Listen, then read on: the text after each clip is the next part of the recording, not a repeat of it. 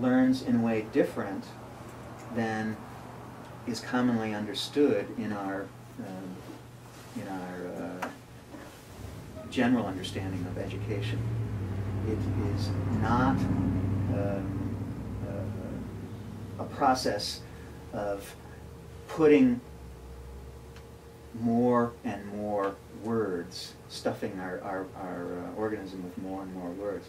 Essence learns by demonstration. In other words, it learns by impression food, through the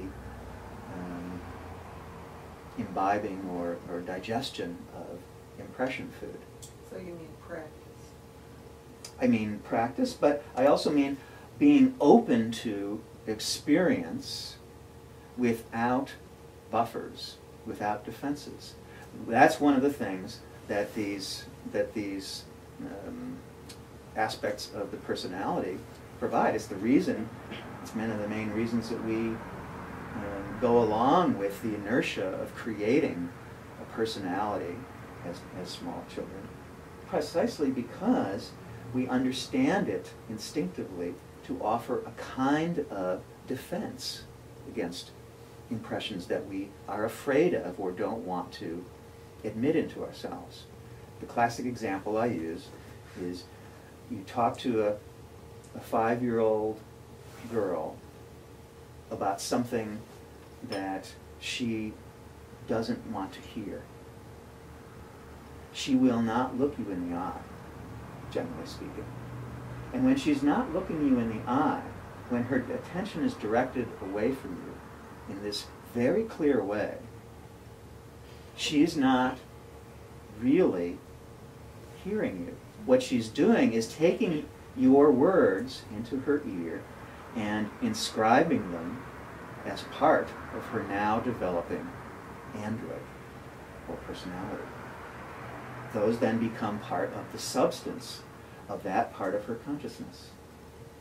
Whereas, if instead she were able to be absolutely present, to hear what you had to say without prejudging what you had to say, then that impression food would go to this other essential part of consciousness and be able to feed that part of the organism, if you will.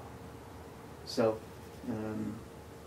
so actually the ways to distinguish these things are fairly simple and straightforward. If it's speaking to me in my head, then it's part of the personality. And it's part of a complex which is essentially defensive in nature, whose goal is to defend me from impression food, defend the essence from impression food that it thinks it's supposed to defend the essence from. But what it ends up doing is creating a great sack of manure that we carry around with us, which is composed of all those words, all those messages from the universe that we were refusing to hear at the moment they were enunciated to us.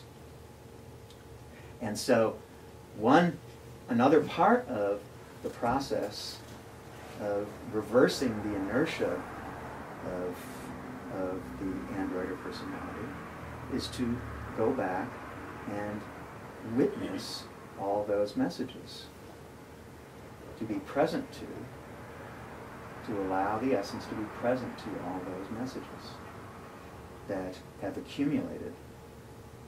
And that is a process that takes time. But it can discernibly lighten the load that we carry over time as that process proceeds. You don't have to work miracles overnight, in the sense of you don't have to suddenly become a saint in the next moment. It doesn't work that way. It's actually like composting. It is a long process of metabolism, and the process begins by becoming aware within when we are identified, and beginning to push against that identification. So self-observation as a practice begins to allow us to, as we said much earlier, see the triggers coming in, see the reactions arising, but recognize that is not me. Simply watch the functioning of the organism. You don't have to do anything initially. You don't have to change the functioning of the organism. Actually, by breaking the identification with the organism, even though that particular automatic manifestation may have a lot of momentum, and so it would take a lot of energy to change it. But if we simply recognize that's not me, that in itself, that simple momentary act begins to shift the polarization that we talked about earlier. It begins to cause the grip of that android to loosen. And over time, when this is repeated more and more, a inversion can take place where that which is innate, that which is observing, that which is our being, that which is our essence is able to ultimately have the center of gravity such that the mechanical response actually has very little energy in comparison to the depth of presence that the essence has, which is why long-term spiritual practitioners tend to have a kind of a presence, a kind of a heft about them, a spaciousness and a inner quiet, because there is something substantial that is there that has a greater center of gravity than the functioning of the personality or the essence. A very rudimentary approach to this might be to try and break your mechanical responses, the way you do things mechanically, like changing a certain habit, brushing your teeth with another hand, opening a door with another hand, putting thought on these things as you do them.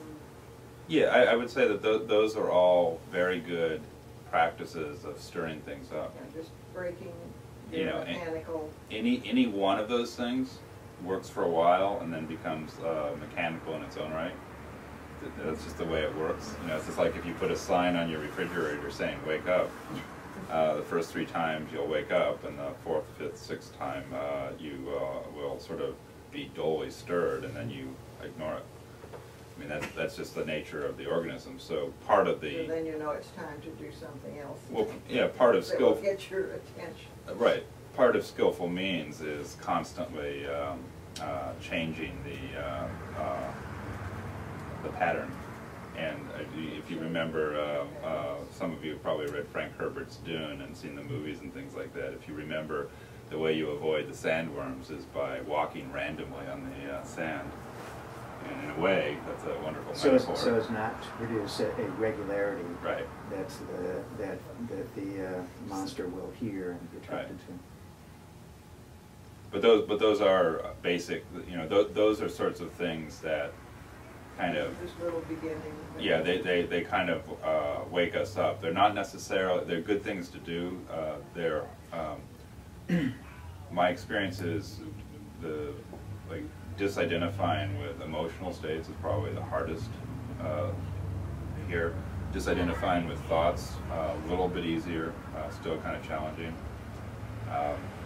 Disidentifying with body states is pretty hard, unless you're an athlete, and athletes tend to push themselves against body arisings. But yeah, all of those things. But the trick is and here's why, in one sense, the metaphor of composting is so appropriate here.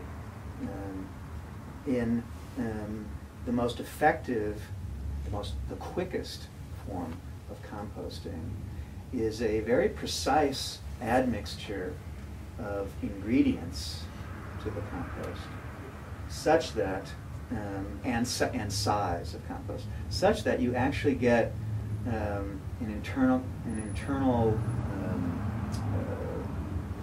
living response, which raises the temperature spontaneously. What was our last talk called? Spontaneous ignition and conscious suffering. And there you conscious go. suffering. That's right. So compost, when it's a compost pile, when it's assembled with the proper constituent elements in the proper way, in the proper size,